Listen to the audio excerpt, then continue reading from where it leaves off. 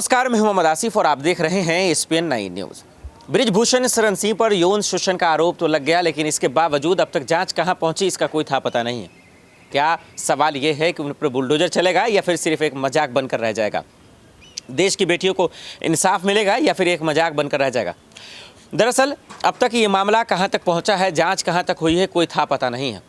लेकिन देश की बेटियां कैसे मजबूर और परेशान हो गई हैं इन चंद गुंडों की वजह से, इन चंद सांसदों की वजह से जो अपने पैसे के बदौलत किसी का भी दुरुपयोग करते हैं। बृजभूषण शरण सिंह का अब क्या होगा? क्या वो इस्तीफा देंगे या नहीं? और कैसे इसको लेकर महिला नेता खास करके देश की बेटियों के इंसाफ के लिए खुलासे कर रही हैं? जरा ये वीडियो देखिए। मैं यही कहना चाहूँगी कि जब समाज से कोई लड़की निकल कर अपने आप को आगे बढ़ाना चाहती है तो सबसे पहली लड़ाई उसकी समाज से होती है, और वो उन जद्दोजहद से निकल कर दिन रात एक करके पसीना बहा के, खून बहा के और देश के लिए पदक जीतने की सोचती है। और जब वो इस मुकाम पे जा रही होती है तो उसके बीच में एक खबर आती है कि रेसलिंग फेडरेशन ऑफ इंडिया के जो प्रेसिडेंट हैं बृजभूषण शरण जी, वो यौन शोषण करते हैं। और ये उस बेटी के द्वारा आरोप लगाए गए हैं जिसमें माननीय प्रधानमंत्री जी ने कहा था कि तुम हमारी बेटी हो।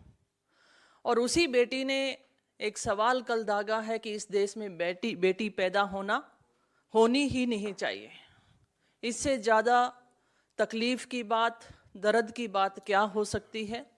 और साथ साथ मैं ये सवाल ये भी करती हूँ, एक तरफ तो हमारा देश पदक चाहता है और दूसरी तरफ हम अपने भविष्य को देखते हैं, हमारी बेटियों का यौन शोषण होता है, तो आने वाली पीढ़ी या वो पेरेंट्स क्या अपने बच्चों को इस तरीके से स्पोर्ट्स में भेजना चाहेंगे?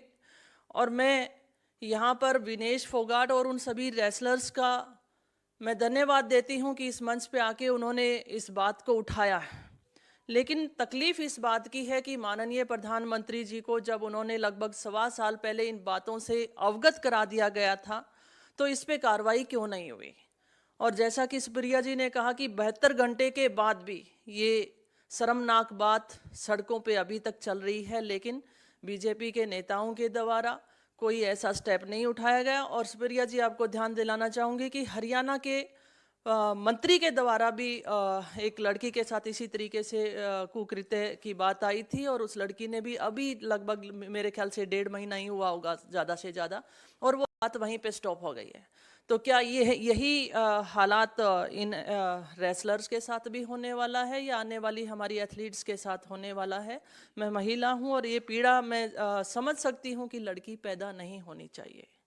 ये कितनी बड़ी बात हमारी एथलीट्स ने कही है। और मैं उन दिनों को याद भी करती हूँ जब हम मेडल जीत कर लेकर आते हैं, तब हमें हमारे साथ हर कोई फ़ोटो खिंचवाने के लिए तैयार होता है, बेटी बनाने को तैयार होता है। जब हमारी बेटियों का चीरहरण किया जाता है तो उसके साथ कोई खड़ा क्यों नहीं होता है? और साथ साथ बेटी बचाओ बेटी पढ़ाओ ये नारा है, और इस नारे को तीर तीर तार तार कर चुके बीजेपी के नेता। मैं यही कहना चाहूँगी कि इन नेताओं से बचाने की ज़रूरत है।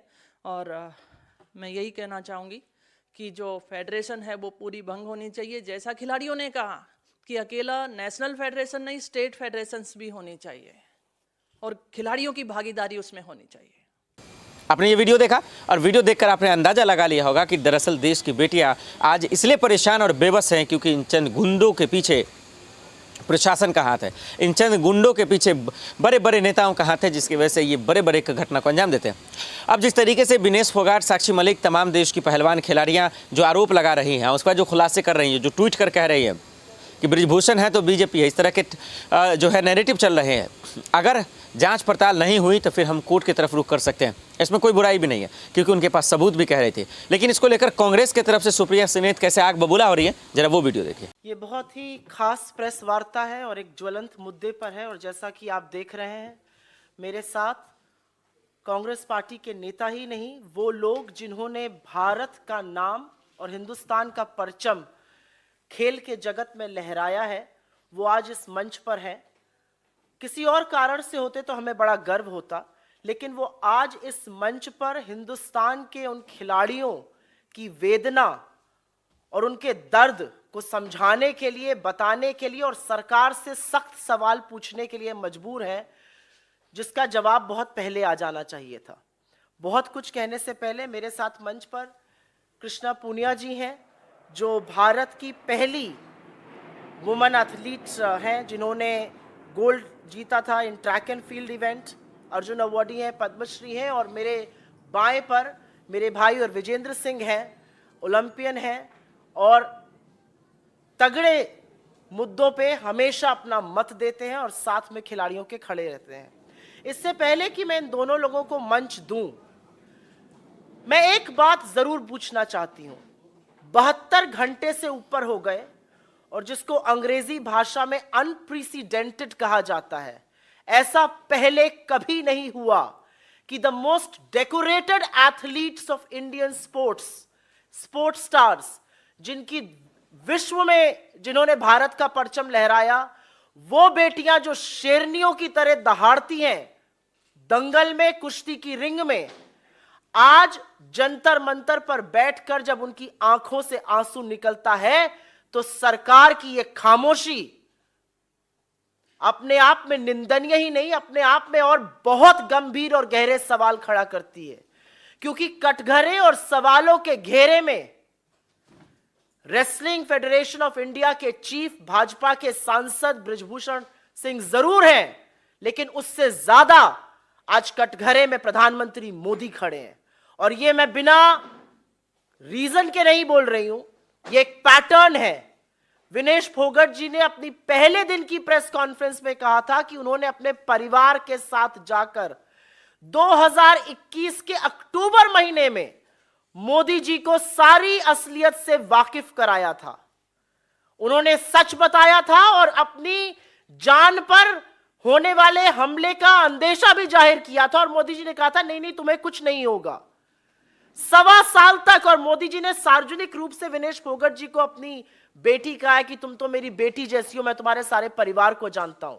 तो आज सवाल यह है कि जब एक महिला एथलीट और डेकोरेटेड महिला एथलीट इस देश के प्रधानमंत्री के पास जाकर फेडरेशन में हो रहे यौन शोषण और कुकृत्यों के बारे में अक्टूबर महीने में बताती है, तो 1.25 साल तक मोदी जी ने क्या किया और वो इस पर चुप क्यों रहे? क्या कार्रवाई हुई?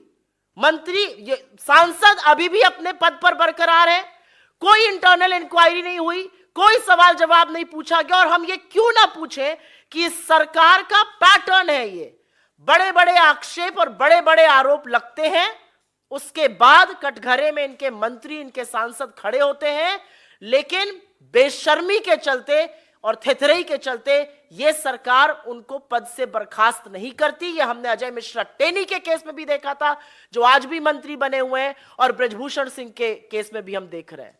मेरा सवाल यह है कि देश के प्रधानमंत्री ने अक्टूबर 2021 के बाद, विनेश फोगट जी का कहना है उनको सब कुछ बताया, उसके बाद वो शांत क्यों रहे? जंतर मंतर पर बैठे हुए ये एथलीट्स, उनकी आंख के आंसू और इन लड़कियों का आज शायद लड़की होने पर भी अफसोस जताना बहुत बड़े सवाल खड़ा करता है। एक ही लाइन कहूंगी और उसके बाद मैं कृष्णा पूनिया जी को इनवाइट करूंगी कि वो अपना ओपनिंग वक्तव्य बोले। हमने अभी तक सरकार के एक नुमाइंदे से इन कुकृत्यों की निंदा नहीं सुनी, इसकी भर्त्सना नहीं सुनी। मेरी कोई आशा नहीं है कि इस देश की महिला और बाल विकास मंत्री, जो कि एक राहुल गांधी ट्रोल है, वो इस वाक्य पर एक भी शब्द बोलेंगी। भाजपा में कुलदीप सिंह सेंगर हुए, भाजपा में चिन्मय आनंद हुए, भाजपा में अंकिता ठाकुर का कातिल बैठा है, भाजपा में लखीमपुर चीरहरण के लोग बैठे हैं। ये क्या है भाजपा का चाल चरित्र और चेहरा? और क्या बेटी बचाओ वाकई में भाजपा से बेटी बचाओ का नारा था? क्योंकि ये सारे नारे आज पूरी तरह से खोखले हैं। क्या बेटी बचाओ और क्या खेलो इंडिया? आपके जो ध्वजवाहक हैं स्पोर्ट्स के, वो जंतर मंतर पर बैठकर ये बोल रहे हैं हमें यौन शोषण के लिए मजबूर किया जा रहा है। ये बात प्रधानमंत्री को पता है और इस बात पर पर्दा गिराया जा रहा है।